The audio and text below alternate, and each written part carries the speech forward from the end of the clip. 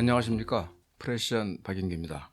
오늘부터 두 차례에 걸쳐 케네디 대통령 암살에 관해서 말씀드릴까 합니다. 지금까지 한 세 번에 걸쳐서 케네디 대통령의 평화 추구 노력에 대해서 살펴봤는데요. 우선 1961년 4월달 쿠바 피그스만 침공 때 미군의 투입을 불허함으로써 결국은 CIA의 비밀 공작이 실패했죠. 그 실패를 감수하면서도 미군 투입을 반대했죠. 62년 10월 달에는 쿠바 미사일 위기 당시에 거의 모든 군부 인사들이 쿠바를 침공하자. 그래서 아예 그 쿠바에 있는 소련의 미사일 기지를 없애는 것은 물론 카스트로 정권까지도 전복시키자라고 주장했지만 케네디 대통령은 여기에 따르지 않고 자신만의 그 고집으로 평화적 해결을 했습니다. 그리고 63년부터는 소련과의 화해를 위해서 최초의 핵군비 통제 조약인 부분 핵실험 금지 조약을 체결했습니다. 이와 같은 케네디 대통령의 평화 추구 노선은 사실은 1947년 냉전 이후 미국의 그 엘리트들, 정책 엘리트들 또는 기득권 세력이 추구해왔던 냉전 정책과는 상반되는 것입니다. 다시 말해서 새로운 평화 정책을 추구했던 것이죠. 그런데 케네디 대통령은 63년 11월 22일 텍사스주 댈러스를 방문했다가 그곳에서 암살됩니다. 케네디 대통령을 누가 죽였는가라는 것은 미국에서 대단히 논쟁적인 주제입니다. 이것에 관한 책만 해도 거의 수천 권이 나왔다고 그래요. 중요한 것은 그 케네디 대통령을 누가 왜 죽였는가라는 것이 왜 중요하냐면 국민이 뽑은 합법적 지도자, 즉 민주정부를 누군가가 죽였는데 그것이 과연 그 당시 미국 정부의 공식 견해인 리 하비 오스왈드의 단독 범행인가 아니면 미국의 정보기관이나 군부 등이 포함된 어떤 거대한 음모였는가를 밝히는 게 중요하기 때문입니다. 만약에 후자라면 정보기관이나 CIA가 개입된 음모였다면 이것은 사실은 쿠데타라고 할 수 있죠. 이 정보기관과 군부가 중요한 이유는 아까 말씀드린 냉전 이후 미국의 대외 정책이 군사력을 앞세워 소련과 대결하고 미국의 대자본, 대기업의 침투를 반대하는 이른바 그 민족주의적 정부를 전복시켜온 그런 것을 해봤기 때문에 말하자면 대기업 또는 대자본, 이른바 금권의 이익을 위해서 움직이는 비공식 정부 또는 보이지 않는 정부 또는 요즘은 이제 이야기가 이제 그 음모론이라고 그래가지고 많이들 믿지 않지만 이른바 딥스테이트, 심층 국가와의 대결일 수도 있다는 것 때문입니다. 사실은 이제 그 미국의 많은 평화진보 세력은 이것은 오스왈드의 개인적 범행이 아니라 금권의 이익을 위해서 움직이는 미국의 기득권 또는 제도권 세력의 거대한 음모다 이렇게 보고 있습니다. 그래서 케네디 대통령의 암살이 냉전을 평화적 공전으로 옮기려 했던 그의 노력을 파탄낸 것이고 나아가서 미국의 민주주의가 훼손된 것이고 또한 케네디 대통령이 불의에 암살됨으로써 이른바 영구전쟁 국가, 미국의 영구전쟁 추구 또는 미국의 군사주의 또는 워싱턴 룰, 군사력을 통해서 세계를 지배한다는 워싱턴 룰 이런 것들이 영속되는 계기라고 보기 때문입니다. 그래서 오늘은 우선 그 케네디 대통령을 누가 죽였나에 대해서 알아보겠습니다. 핵심은 이겁니다. 리 하비 오스왈드의 단독 범행인가 아니면 CIA를 비롯한 정보기관 또는 일부 군부가 가담한 거대한 음모의 일환인가라고 하는 것입니다. 우선 그 케네디 대통령의 사망 경위를 좀 살펴보도록 하죠. 11월 22일 날 케네디 대통령이 부인 재클린 여사와 함께 텍사스주 댈러스를 방문합니다. 이것은 사실은 64년 대선을 앞두고 케네디 대통령이 대선 준비를 위한 첫 번째 사실상 유세를 위한 방문이었어요. 그런데 중요한 것은 이 텍사스주가 케네디 대통령에 대해서 대단히 적대적인 주라는 겁니다. 미국 내에서. 텍사스주라는 데는 이 석유 갑부들이 굉장히 많아요. 석유 갑부들은 미국뿐만 아니라 외국에서도 이 석유와 관련된 이익을 취하려고 하는데, 텍사스의 갑부들이 보기에 케네디의 미소 평화공존 노력이 이건 또 하나의 유화론이다. 히틀러에 대한 유화론과 마찬가지로 후르쇼프에 대한 유화책이다라는 비난이 있었고, 또 하나는 이제 이 텍사스 석유 기업들에 대한 어떤 감세 조치를 케네디 대통령이 철회합니다. 그래서 어마어마한 수십억 달러의 세금을 물게 생겼다고 그래요. 그래서 하여튼 공개적으로 텍사스주의 부호들은 공개적으로 케네디에 대해서 적대감을 감추지 않았다고 합니다. 이날 지붕이 없는 차량을 타고 텍사스주를 들어오던 케네디 대통령이 12시 30분 댈러스시의 딜리 광장이라는 데에서 예정에 없던 행로 변경으로 90도가 안 되는 아주 급격한 회전을 하게 됐어요. 말하자면 그렇게 해서 자동차의 속도가 약 한 15km 이하로 내려갔다고 그래요. 그 순간에 여러 발의 총탄이 저격되면서 케네디 대통령은 사망하게 된 겁니다. 바로 그 순간 인근 파클랜드 병원으로 갔고 30분 만에 의사들이 살릴 수 없다, 사망 선고를 내렸습니다. 그리고 바로 고지음에 그 인근에 있는 극장에서 리 하비 오스왈드가 체포됐고, 정부 당국은 이 오스왈드가 케네디 암살범이다 이렇게 발표를 합니다. 오후 2시 사건이 일어나고 1시간 반 뒤에 그 대통령 경호실, 시크릿 서비스라고 그러죠. 대통령 경호실이 대통령 시신을 사실상 강제적으로 워싱턴으로 이송합니다. 당시 파클랜드 병원에 있었던 외과의들은 여기가 사건 현장이니까 여기서 부검을 해야 되겠다라고 했으나 경호실 요원들이 그야말로 실제로 총을 들이대면서 대통령의 시신을 대통령 전용기에 싣고 떠났다는 겁니다. 그리고 오후 5시에 워싱턴 공항에 도착합니다. 그리고 워싱턴 공항에 베데스다 해군병원, 군이 운영하는 병원으로 이제 이송을 한 거죠. 그리고 이 댈러스에서 워싱턴으로 가는 비행기 안에서 존슨 부통령이 대통령으로 선설하면서 정권을 이양받습니다. 약 6초 걸렸다고 그래요. 어쨌든 그리고 오후 7시부터 베데스다 병원에서 부검이 시작됩니다. 많은 케네디 이 음모론을 믿는 사람들은 이것은 말하자면 군이 통제하는 병원에서 부검을 한 것은 뭔가 사건의 실상을 은폐하기 위한 것이다, 이렇게 주장을 합니다.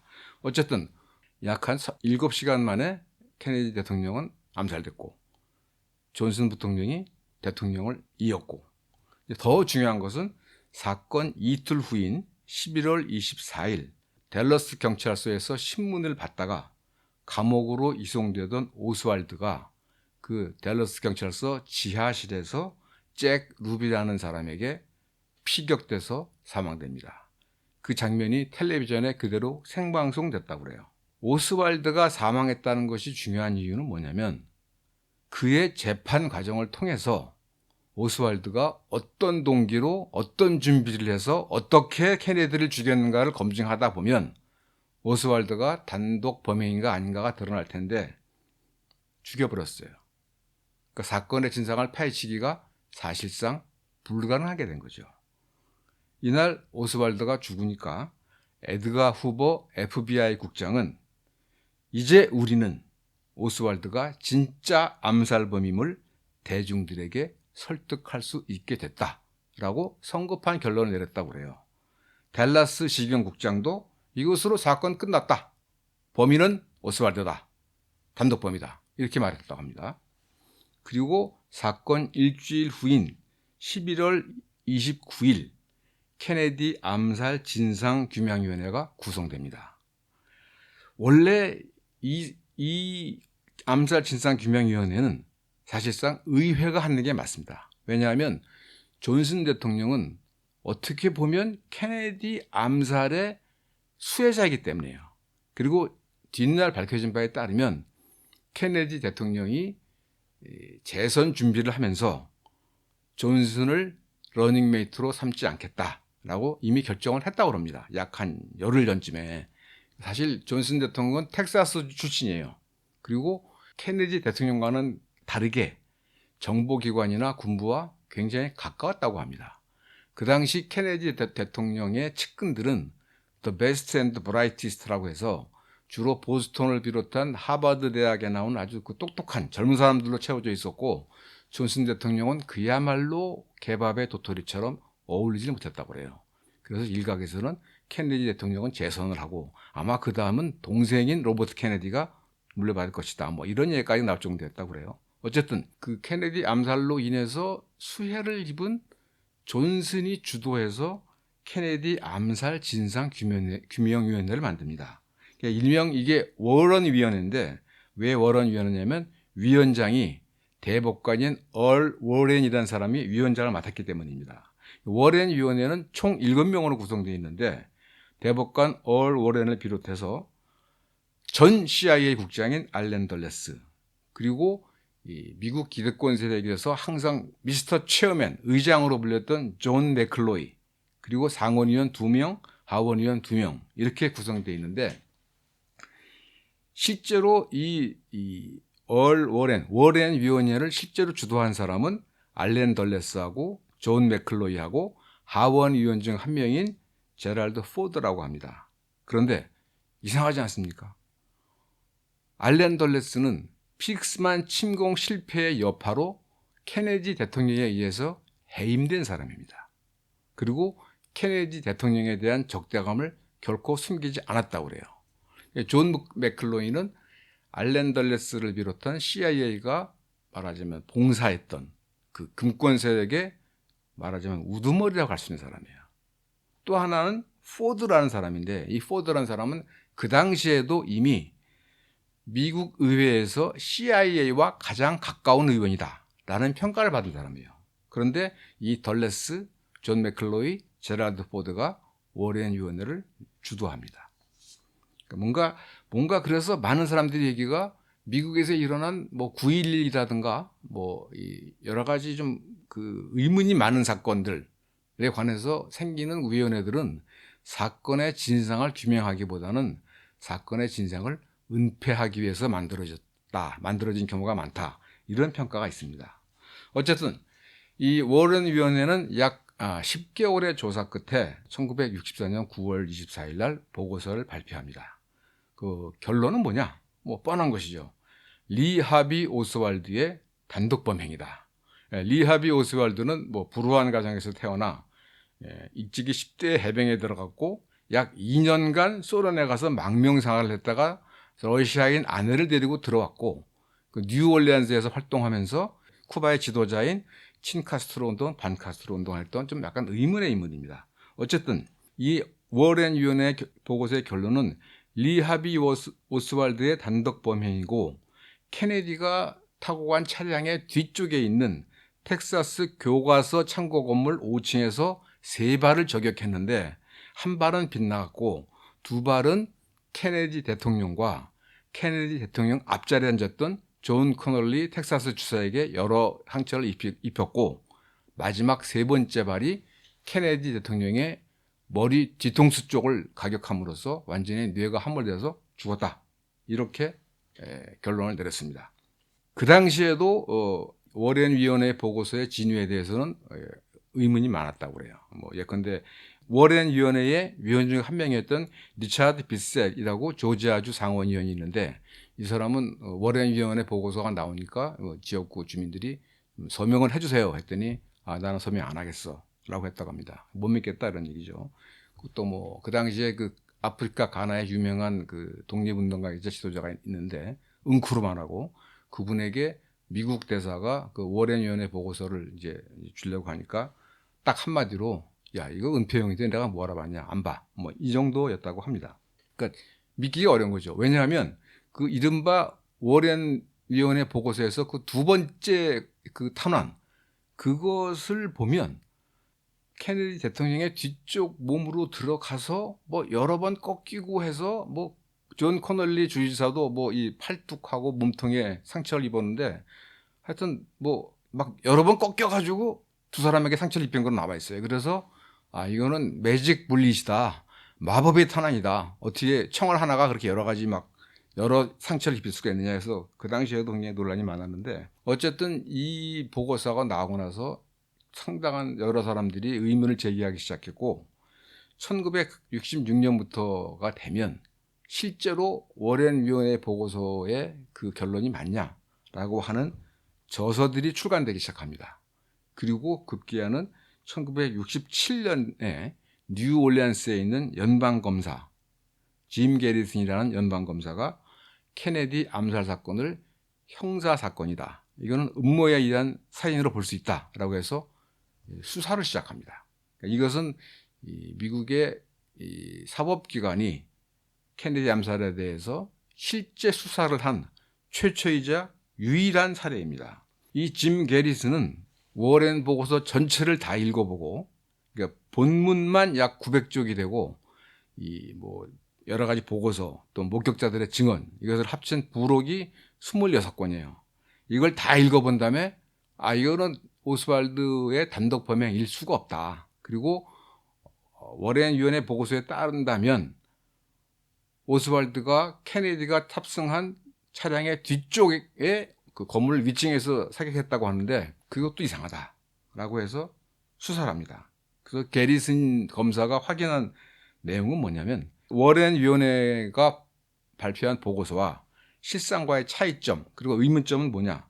우선 첫째, 케네디 대통령 암살 당일날 오스왈드의 손에서 이 질산 검사를 했습니다. 질산 검사는 왜 하냐면 그 손에 총을 쏘면 그 화약 연기가 손에 묻습니다. 그래서 과연 총을 쐈느냐 해서 질산 검사를 했는데 음성으로 났어요. 음성으로 났다는 얘기는 뭐냐면 24시간 이내에 총을 쏘지 않았다. 화약에 묻지 않았다는 얘기입니다. 두 번째는 댈러스시 경찰이 12시간 동안 오스왈드를 신문했는데 그 신문 내용을 녹음하지도 않았고 기록도 하지 않았다는 겁니다. 이상하죠.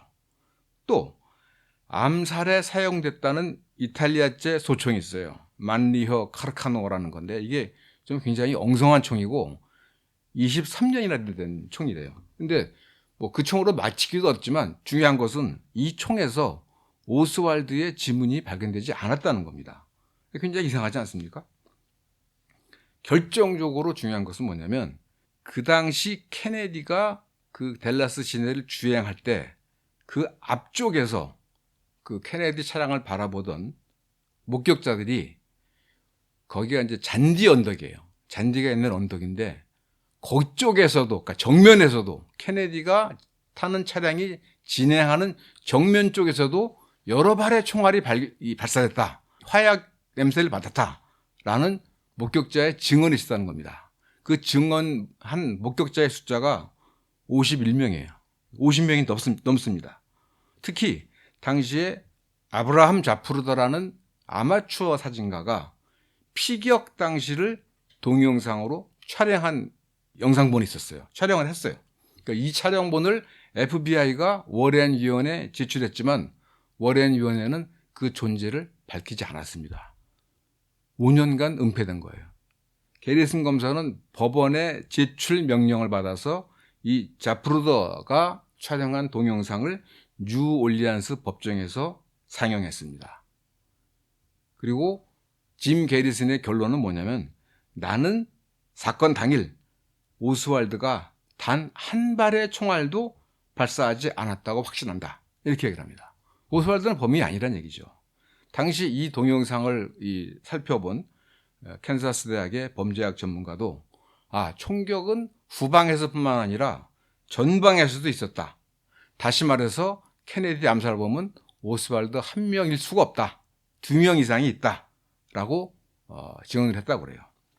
게리슨은 68년도 초에 그 워렌 위원회의 그 조사는 사실은 알렌 덜레스가 주도를 했습니다.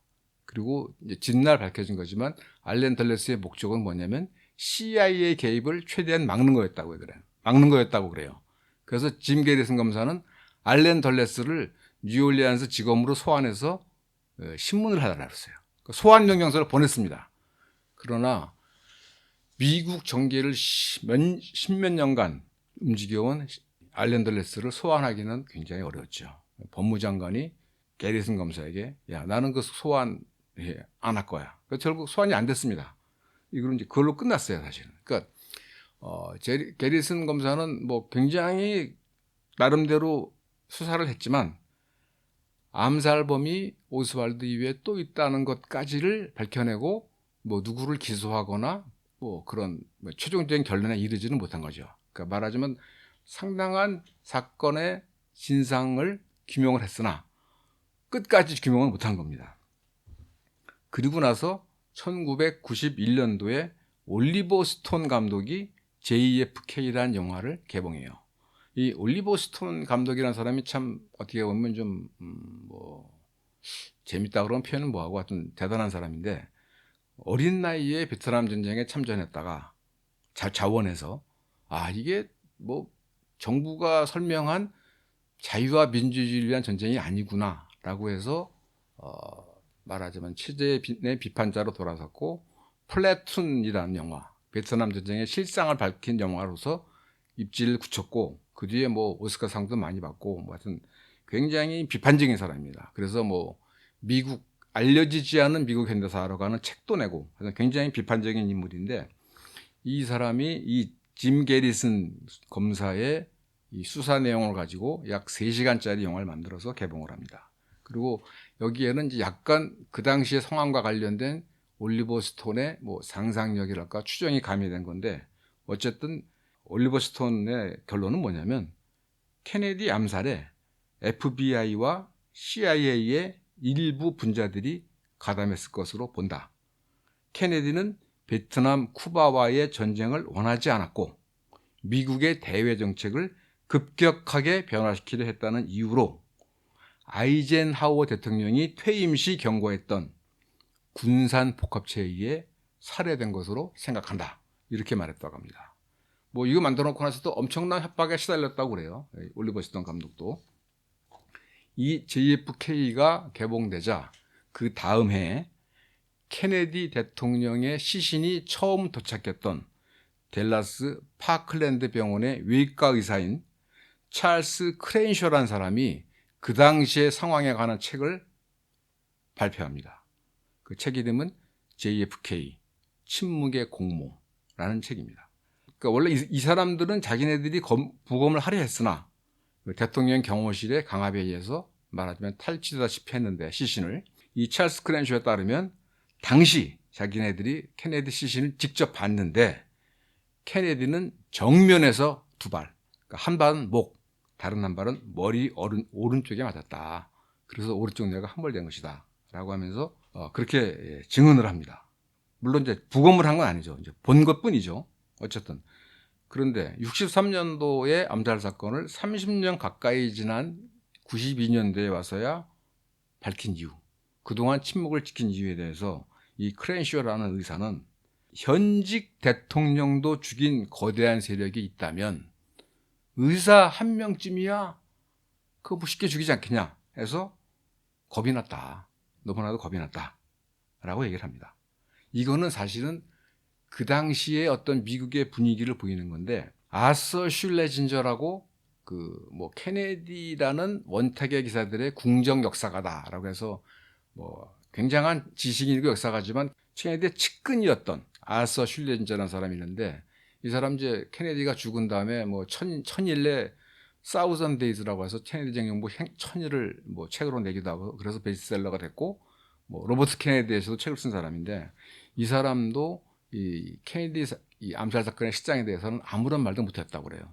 다만 죽기 직전에 아들이 혹시 아버님께서 쓰고 싶었던 책이 있었느냐 그랬더니 CIA에 관련된 책을 쓰고 싶었다. 사실은 CIA가 우리나라의 민주주의를 파괴하고 있다라고 얘기했다고 그래요. 그러나 에도 불구하고 아서 슐레진저는 살았을 때는 알렌 덜레스하고도 친하게 지냈다고 합니다. 어쨌든 그 정도로 미국의 어떤 뭐 좀 양심적인 사람, 많은 사람들이 케네디 암살에 대한 의문을 제기하기를 겁냈다는 것이죠.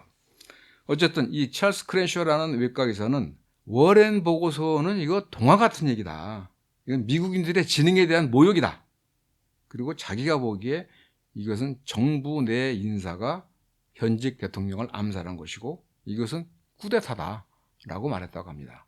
그래서 이 책의 이름이 침묵의 공모인 이유가 바로 그겁니다. 그 사건 가까이 있었으면서 현장에 있었으면서도 뭔가 이 정권을 가진 실제 권력을 가진 세력들의 보복을 두려워한 사람들이 다 침묵을 지켰다는 이야기죠. 케네디 암살에 대한 형사 수사를 했던 짐 게리슨 검사도 이렇게 얘기했다고 그래요. 1963년 11월 22일 댈러스에서 일어난 사건은 쿠데타였다. 나는 이 사건이 미국의 정보기관 내 광신적 반공 분자들에 의해 오랫동안 계획되고 준비된 것으로 믿는다. 쿠데타는 CIA 비밀 공작 부서의 요원들과 정부 밖의 조력자들이 CIA에 공식 허가 없이 감행했을 것으로 본다. 나아가 이들에 동조하는 FBI, 대통령 경호실, 댈러스시 경찰, 군부의 일부 인사들에 의해 사건의 실상이 은폐됐다. 이러한 쿠데타의 목적은 케네디가 소련 및 쿠바와 화해하고 냉전을 종식시키려 하는 것을 저지하기 위한 것이다. 라고 얘기했다고 합니다. 이 밖에도 케네디 암살이 오스왈드의 단독 범행이 아니라 뭔가 이 미국의 방향을 놓고 케네디가 추구했던 바와 그 케네디가 추구하는 방향에 반대했던 기득권 또는 제도권 세력 간의 대결이다 라는 것을 추적한 책들이 미국에서는 굉장히 많이 나왔습니다. 물론 결론은 안 나왔죠. 또 그리고 지금 뭐 올리버 스톤이라든가 짐 게리슨 검사라든가 찰스 크렌쇼 의사 이런 사람들의 발언은 사실은 정부의 공식 입장이나 견해는 아니죠. 개인적 의견, 개인적 주장이라고 할 수밖에 없겠죠. 어쨌든 미국 정부의 입장은 리 하비 오스왈드의 단독 범행이다라는 거니까요. 근데 여기서 미국 의회가 개입하게 됩니다. 1974년에 닉슨 대통령의 워터게이트 사건이 나면서 그동안 숨겨져왔던 미국 정부의 어떤 추악한 행태들, 사실은 범죄적 행태들이 하나하나 드러나기 시작합니다. 예를 들면 뭐 시모 허시 같은 경우는 74년도 12월 달에 뉴욕타임스에 CIA가 미국 국내 시민들에 대해서도 미국 국내의 반전 세력에 대해서도 사체를 감행했다. CIA는 대외 정보만 해야 됩니다, 원래. 그런데 미국 국민에 대해서 사찰한다는 게 나오니까 그런 뭐 등등 뭐 어떻게 돼가지고 미 의회에서 CIA의 활동, 창설 이래 CIA의 활동들을 한번 쫙 살펴보자, 점검해보자 해가지고 상원에서는 처치위원회, 프랭크 처치라고 있어요. 그리고 하원에서는 오티스 위원회를 가지고 몇 년간 CIA 활동에 대해서 굉장히 광범위한 조사가 이루어집니다. 그리고 이 조사에서 드러난 게 뭐냐면 CIA 내에 외국 정부 요인들 암살하는 전담 부서가 있었다. 아프리카 콩고의 루문바라든가 쿠바의 카스트로를 제거하기 위한 여러 가지 음모가 진행됐다라는 사실이 처음으로 대대적으로 밝혀집니다. 다시 말해서 미국 국민들은 1975년까지 CIA가 외국 정부를 상대로 정권 전복을 하거나 외국 지도자들을 암살하는 활동을 벌였다는 것을 거의 몰랐다는 얘기입니다. 예, 지난번에 그 쿠바 미사일 위기 때 엘스버그만 얘기를 했잖아요. 엘스버그도 62년 그 당시에는 미국이 설마 외국 정부의 요인을 암살하려는 공작을 해? 안 믿었다는 겁니다. 그리고 이 CIA 내에 외국 정부 암살하는 그런 비밀 공작 부서가 있다는 사실은 워렌 보고서도 언급을 하지 않았어요. 사실은 그 1964년도에 그 미국의 젊은 언론인들이 보이지 않는 정부라고 그래가지고 CIA의 비밀 공작을 밝힌 책을 처음 냅니다. 그리고 그래서 어디서부터 뭐 이란, 과테말라, 뭐 인도네시아 등에서 벌인 비밀 공작들을 밝혔는데 그 당시에는 이것은 책 제목이 보이지 않는 정부예요. 그러니까 이 공식 정보가 있다면 CIA는 보이지 않는 정부다. 그런데 그때만 해도 보이지 않는 정보는 필요하기다.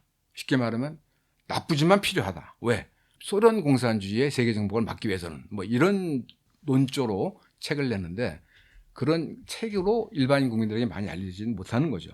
어쨌든 중요한 것은 1975년부터 CIA에 대한 광범위한 조사를 통해서 CIA가 그야말로 민주국가에서는 있을 수 없는 범죄적인 행위를 많이 했구나 하는 게 드러났습니다. 그리고 더 중요한 것은 1976년 9월 달에 하원에서 이 요인 암살, 외국 정부 요인 암살만 관련된 암살조사위원회가 출범을 해요. 그래가지고 약 2년간의 조사 끝에 1979년 1월 달에 최종 보고서를 냈는데 거기에서 결론은 뭐냐면 케네디 암살에 오스왈드 외에 또 다른 암살범이 있었다라는 것입니다. 그런데 이 보고서에서는 오스왈드도 암살범이라는 것을 부정하지 않아요. 그러니까 기존 워렌 위원회의 보고서 내용을 전면 부정하지는 못하면서 그러나 본 위원회는 케네디 대통령이 음모에 의해 암살됐을 가능성이 높다고 믿는다. 그러니까 음모라는 것은 오스왈드 혼자 한 게 아니라는 얘기죠.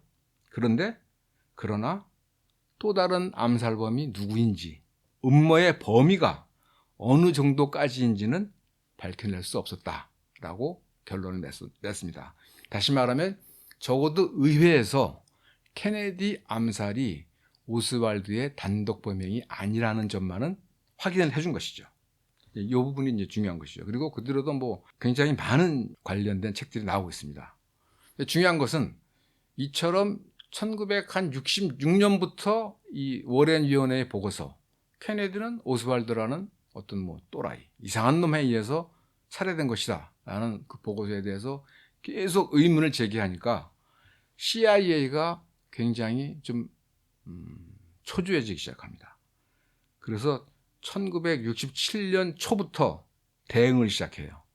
당시에 그 CIA 국장이 리차드 헬름스라는 사람인데 이 사람은 알렌 덜레스와 마찬가지로 2차 대전 때 있었던 OSS 출신이고 비밀 공작을 오랫동안 담당해왔고 66년도에 CIA 국장으로 승진한 사람입니다. 이 리차드 헬름스가 67년 1월 달에 워렌 보고서 비판에 대한 대응 방침이라는 3쪽짜리 메모를 만들어서 내려보냅니다.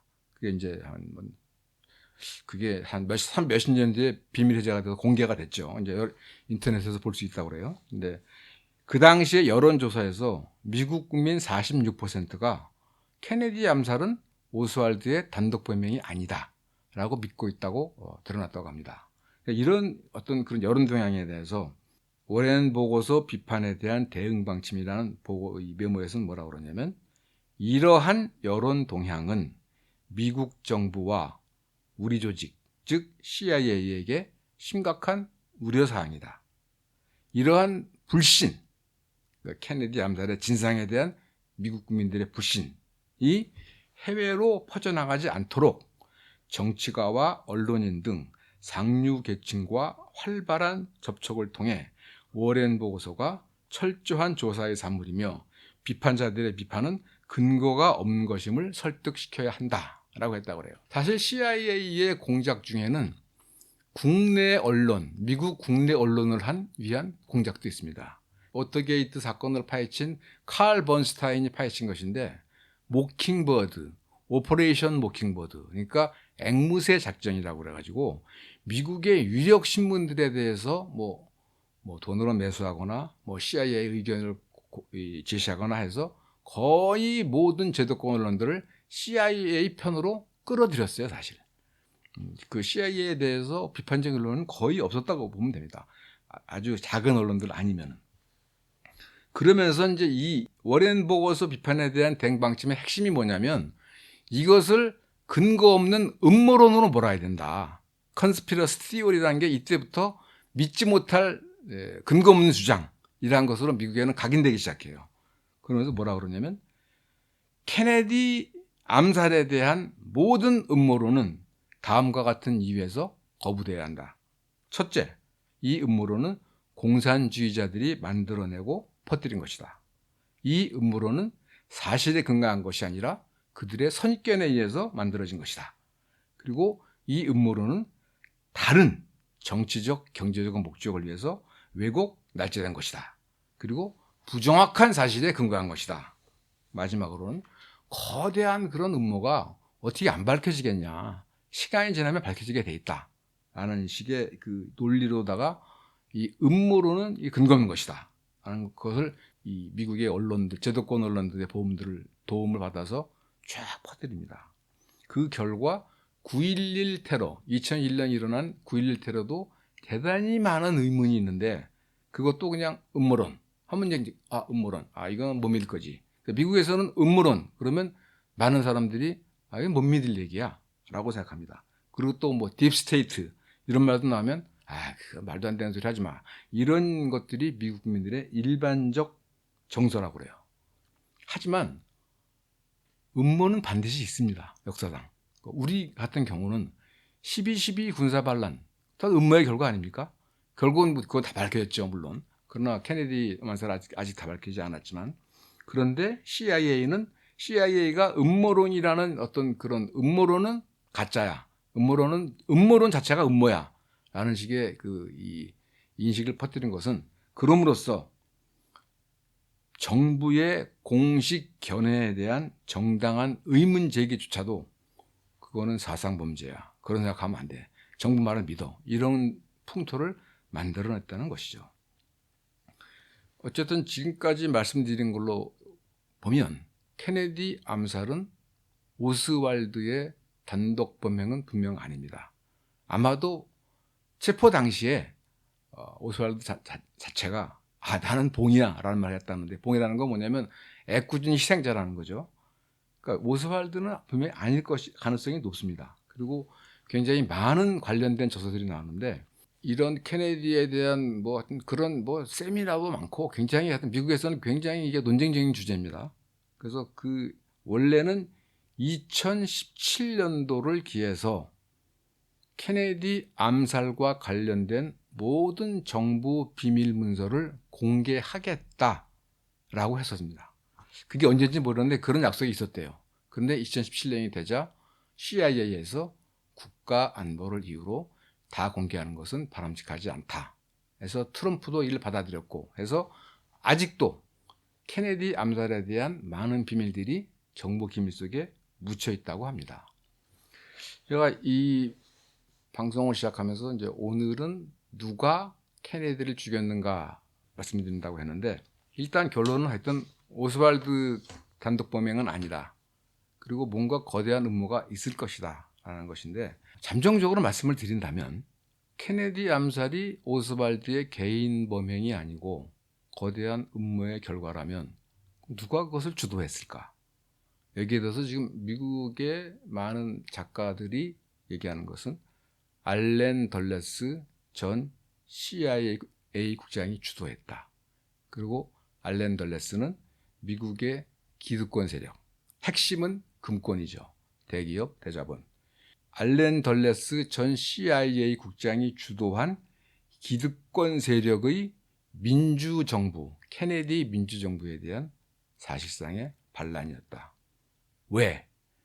케네디가 1947년 이후 미국 기득권 세력의 핵심적 합의였던 냉전 합의를 파기했다.